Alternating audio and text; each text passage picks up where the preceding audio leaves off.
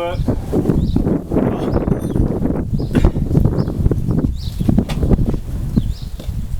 Well, welcome everybody. We're down in the garden again. Seem to be making it a bit of a habit to be down here in the garden, don't I? Isn't it great to be able to grow your own vegetables and then to be able to go and harvest those vegetables and bring them fresh to your table? Doesn't that give you a thrill?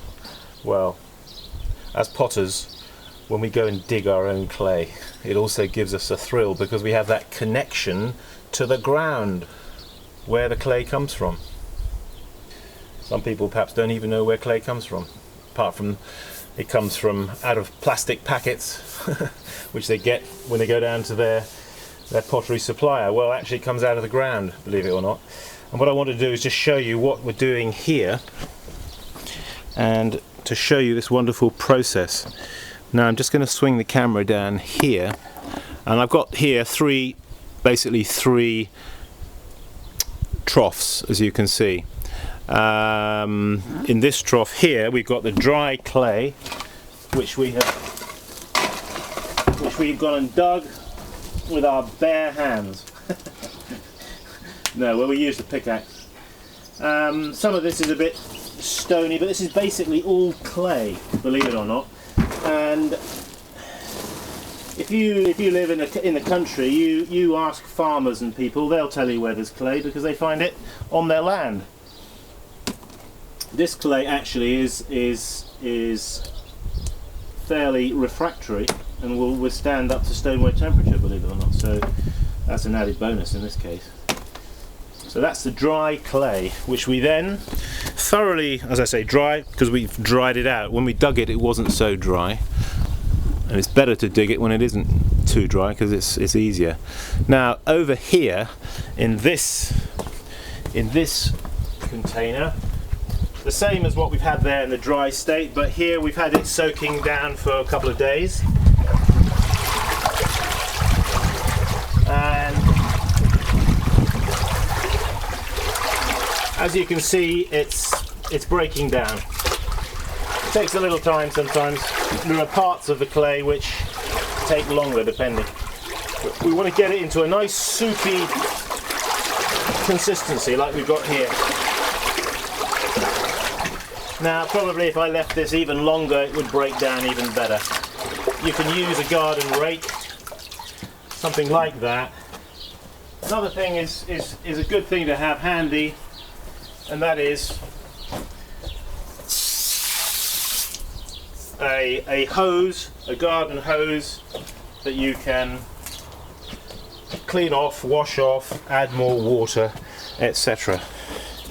Okay, so that's the second container. Now over there is the third container, which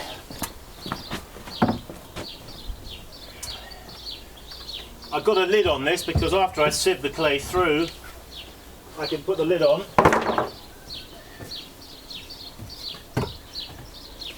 Alright, now this is just a simple frame that we've made up with some, actually this is mosquito netting, which is fiberglass really with plasticated fiberglass, but I put 2 layers of it. And what we're going to do now is we're going to start transferring the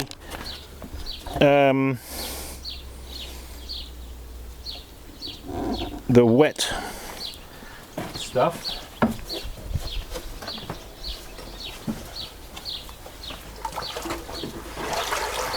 Right, just take it as it is. That's it. Now I'm going to put it through here like this. This thing is just to sit down now. Just do it with your left hand. That's it. Nice and easy.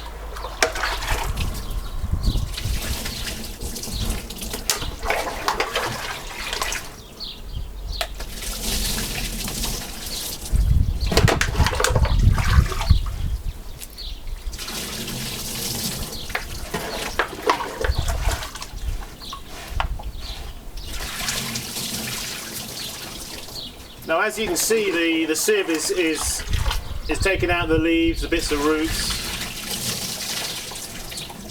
and I'm using this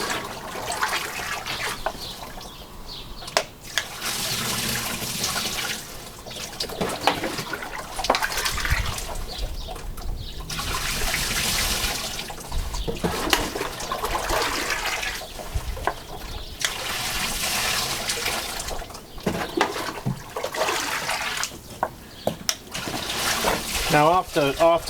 After this has been pushed through, we'll leave it to settle out in that tank, and after it's settled out, we'll then scoop off the excess water off the top, and then take it and dry it and use it as we need. In actual fact, with this clay, we're going to be making some flower pots, because that's what we got on the agenda at the moment, to make some flower pots. So anyway, just thought I'd bring you in on that, folks. Why don't you go out into your local bit of countryside, maybe speak to a local farmer, see where you can locate some clay. It doesn't matter if it's not stoneware clay.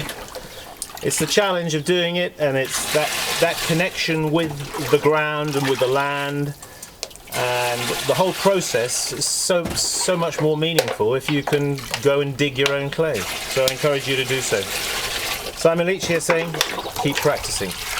Take care, and we'll see you around.